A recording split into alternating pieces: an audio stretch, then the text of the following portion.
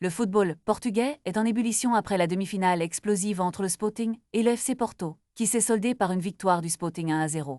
Ce match, joué au stade José Alvalade, a non seulement révélé la tension sur le terrain, mais également la polémique qui l'entoure. Luis Suarez a ouvert le score grâce à un penalty, mais l'incident qui a suivi a fait basculer le match dans l'orage. Les joueurs du FC Porto ont vivement contesté un choc entre Suarez et Jean Bednarek, ce dernier étant contraint de quitter le terrain avant la mi-temps. Les Dragons ne se sont pas arrêtés là, dénonçant également l'arbitrage lors de l'action ayant conduit au penalty, arguant qu'une faute sur Pepe aurait dû être signalée. Cette situation a alimenté les tensions déjà palpables entre les deux clubs rivaux. Francesco Farioli, entraîneur du FC Porto, a exprimé son indignation, affirmant que les images montrent clairement que Suarez a ciblé Bednarek dans le but de l'agresser. Il a même évoqué son propre passé, faisant référence à une suspension qu'il a reçue en Chine pour un geste similaire. André Villabois, le président du FC Porto, a également pris la parole, demandant si Suarez serait sanctionné de la même manière qu'il l'avait été.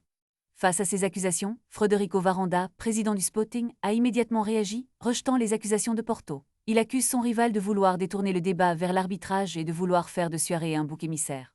Varanda a fermement contesté l'idée qu'une faute aurait été commise avant le penalty, rappelant que l'incident souligné par Porto s'est produit presque 2 minutes avant la décision de l'arbitre.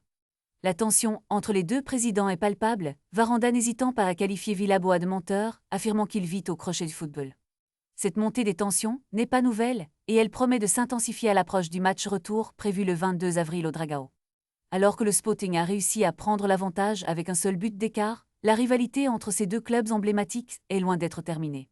Les supporters sont invités à réagir et à partager leur opinion sur ces incidents dans la zone de commentaires. Que va-t-il se passer lors du prochain affrontement? Les enjeux sont plus élevés que jamais.